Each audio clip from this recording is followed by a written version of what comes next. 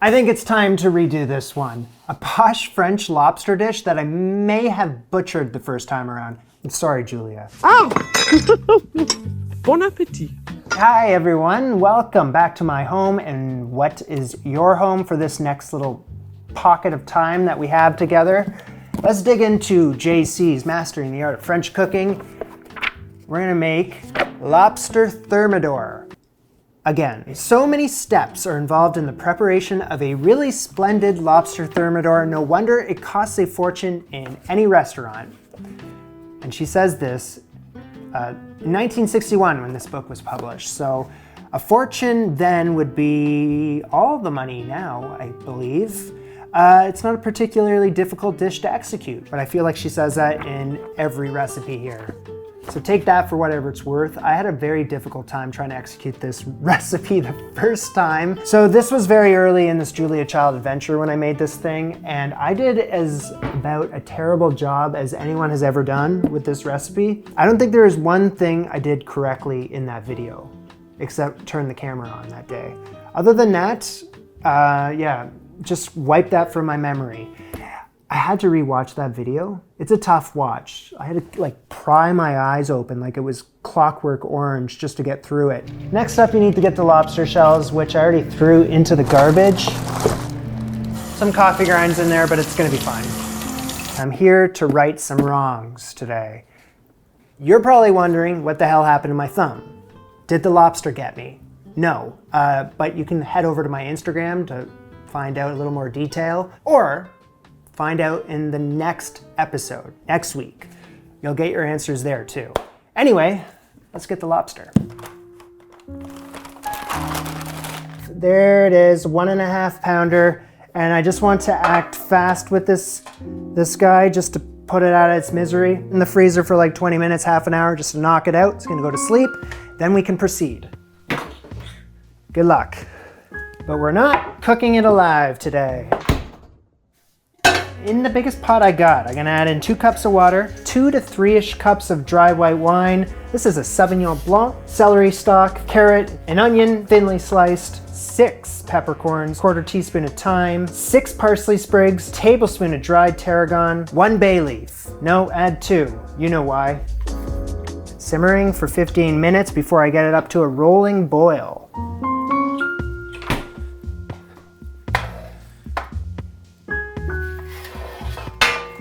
The lobster is completely out cold, and this is the worst part, but just get it over with. And yeah, we're gonna stick a knife through the head.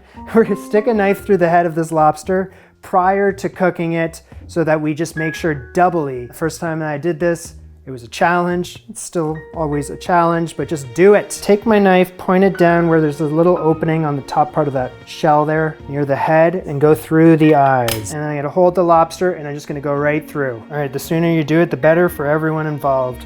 Your strong hand is going... It's over with. Okay, let's get it into the pot.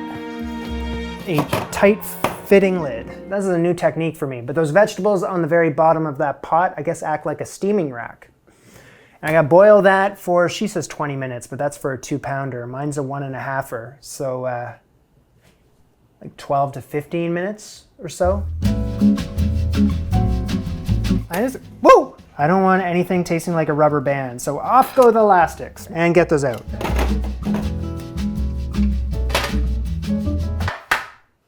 I would like to thank the sponsor of today's video, Made In. Made In designs professional quality products for the home cook and partners with multi-generational factories and artisans to help bring you a curated collection of materials and shapes you need in the kitchen. You've seen me using their stuff for a while now, and I'm in love. I'm not afraid, who knows it. It's just the quality, it's exceptional, and they're crazy durable. Durability is a key component in lasting in this kitchen. Now, these Made-In stainless clad pans are crafted in Italy and used by professional chefs in the world's best kitchens. The premium 5-ply stainless steel material is what sets it apart from other pans out there. The 5 layers allows for superior heat retention, even heating, and ease of heat control. The handle is designed so that it can stay cool on the stovetop and ergonomic to help balance the pan. And I thought this would be a good excuse to make some spaghetti Check this out. All made in stainless clad cookware, goes from the stovetop to the oven with ease, up to 800 degrees Fahrenheit. I don't need to do that with the sauce. That was just a demo. Well, the rolled rim allows you to pour sauces without spilling. Check out Made in Stainless Steel collection as well as their other cookware and click the link in my description to save on your order. Hot. Thank you, Maiden. I gotta get back to the other food I'm making. Clean mushrooms, half a pound worth. First remove the stem and then I gotta quarter them. But also take the stem and quarter the stem. In this pan here, tablespoon of butter, add in the mushrooms, quarter teaspoon of salt, teaspoon of lemon juice. That will keep them white. Stew slowly for 10 minutes. You get the lobster pot, sans lobster, up to a boil. Strain in the mushroom cooking juices. And then what do I do with the mushrooms? You can just keep the mushrooms in there and then off to the side. Saucepan and the sieve. That will work. Interesting. Okay. And we're gonna strain the lobster cooking juices and the mushroom cooking juices into a saucepan. Whoa, whoa, easy, easy. You know what, just out of curiosity, I wanted to check how much that is. It says 2 1/4 cup worth. That's exactly what I needed. To a simmer. Back and forth, back and forth. To get the recipe off the ground, I just wanted to stick to everything that Julia was saying, except for the fact that she's using 3 lobsters and I only got the 1. So going forward, I'm gonna half everything. So a bigger saucepan, or how about the saucier? 2 1/2 tablespoons of butter, and then 3 tablespoons of flour. Cook that slowly. Back over here. 2 minutes, but not to brown it. Nope. I want a roux. I need to make my roux. Give me space while I make my roux. My simmering stock.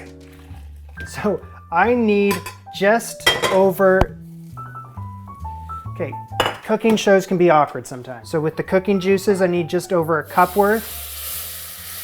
Just over a cup worth. Beat it together. Come on, come together, come together. Bring this to a boil, cooking this like so for a minute. And back I come over here with my smooth ass velouté. It's a velouté, everyone. A few years ago when I made this thing, it did not look like that. It looked like crap. In all honesty, I do not know what this is. So I'm gonna film the top of it with some heavy cream. It kind of protects it so that it doesn't, you know, form a thick skin on the top or dry out or anything like that. Okay, what are we doing? Cover that and set it aside. Now there's 2 different ways to proceed with this thing. I can do what the cookbook says, which is to slice it in half lengthwise, but keeping the shells intact. Or you flip it upside down, and in her show, she uses scissors to remove the soft underbelly here.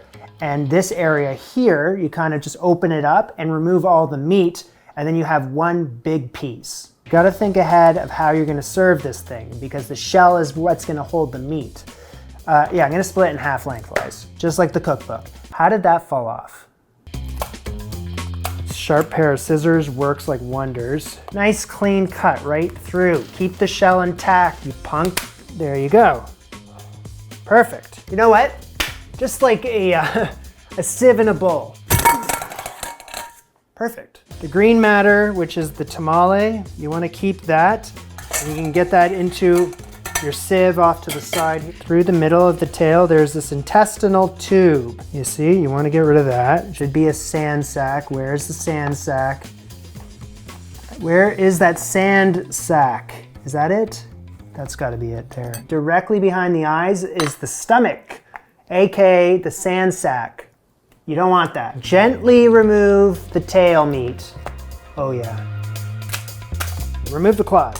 Put that over there for a second. Push the bottom part of the claw backwards and you should pull out. Nope, didn't really work. The meat should have came out with it. So yeah, kind of want to save part of this claw for when we serve. So just be gentle with it when you're opening it. Keep the claw meat intact, but gently pull it out. All right, mostly intact, cool. So for the beauty of the dish, you could keep these claw pieces relatively whole. Yeah, keep them whole.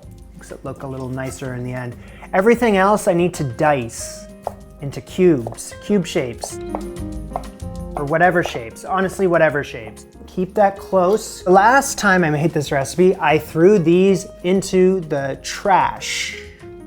I don't know why. I guess I didn't really read the recipe. Here's the meat. The meat. Keep them out of the garbage. Keep the coffee grinds off them.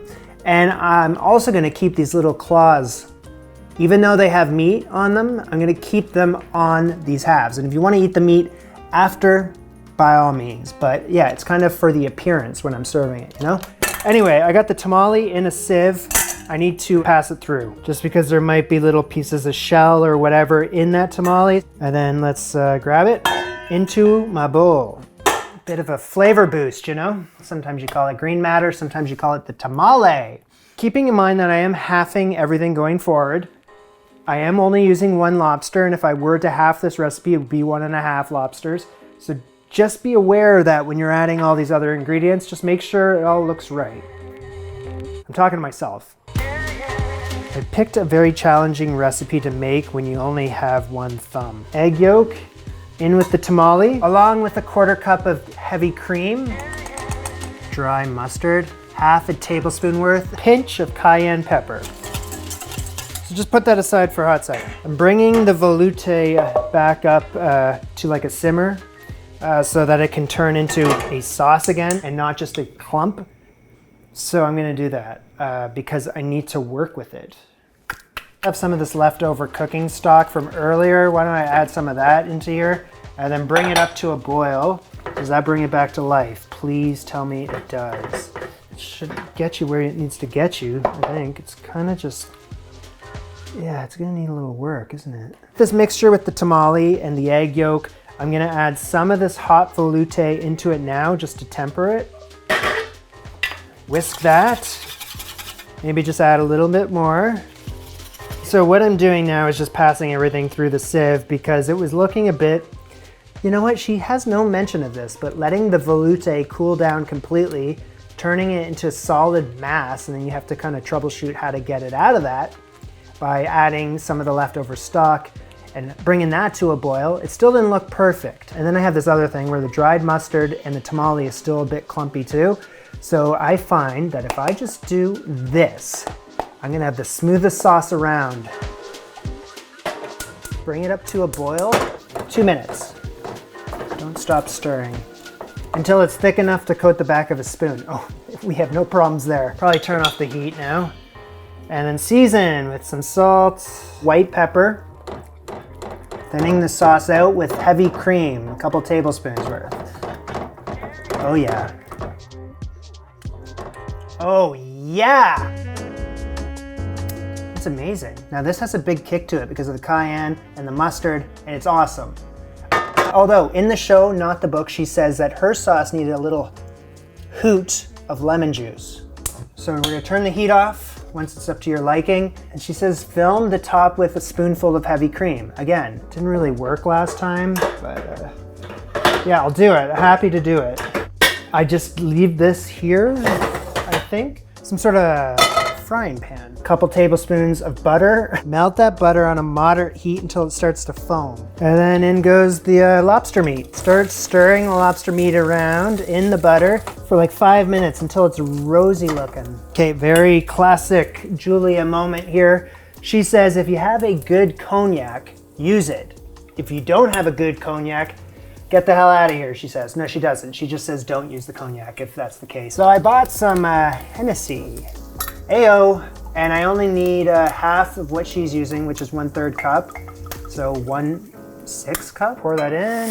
Whoa, yeah. Woo, flambe. I was not expecting that for some reason. I totally just didn't think that was gonna happen. I don't know why. Let's boil this for a minute or two, shaking the skillet and reducing the liquid by half. Fold in the cooked mushrooms, although I'm only using half of these. She says the mushrooms make it look like there's more meat. It totally does, of course. We're not done adding things from one thing to another thing. Here's some of the sauce, 2/3 of the sauce. No, I don't think the heat's supposed to be on. Turn the heat off. Careful that you're not splitting anything because the butter and the sauce are not gonna commingle if they don't like each other. They seem to be getting along. Next up, I need some sort of shallow roasting pan.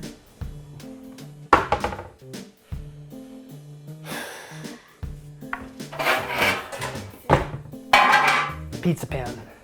Heap the lobster mixture into the shells. So I want one of the big pieces of the lobster claw meat on top to kind of show it off. And same with this side too. Where's that? There it is. And then let's take the remaining sauce and that goes on top. In the show, she literally covers everything with this sauce. And then we're gonna gratinate these. So Parmesan cheese on top. Spare no expense, of course. I guess if you want to dot with some butter, you can. I will, because she says to do it. This lobster is going in the oven, 425 degrees Fahrenheit, until the top starts to get a nice brown to it and the sauce is bubbling. She says 10 to 15 minutes, but I think I'm gonna eyeball it. I might even get nuts and put the broiler on.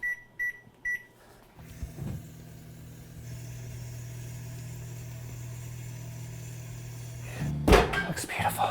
Yeah, I mean, doesn't get much better than that, right? What I'm gonna do is occupy the corners with some whole parsley leaves.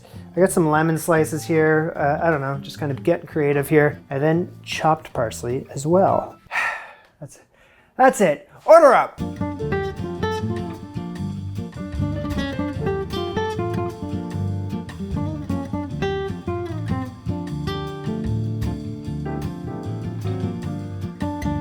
All to myself.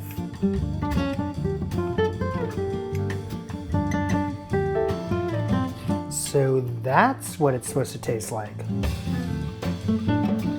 This is incredible. C'est magnifique. That's a French masterpiece right there. Nothing beats a good lobster dish. Honestly, the best dish that I made last year was a lobster dish. And here we are again with lobster. There's just no shortage of lobster flavor in there. It does not get disguised. And I think it was the first time I made this. I'm pretty sure that I couldn't pick up on the lobster, or I thought it was a waste of lobster meat or something. Not this time. It's all up in there. And those mushrooms, the mushrooms, if they weren't there, I'd be thinking, where the hell are the shrooms? Because they needed to be there. In fact, everything did. The cream sauce was the best Julia Child cream sauce I've made so far on this series. I'm pretty sure. It had like a je ne sais quoi quality to it. I can't pick up exactly what that was. Was it the tamale? Was it the like lobster and mushroom cooking stock added? The cognac? Was it something else?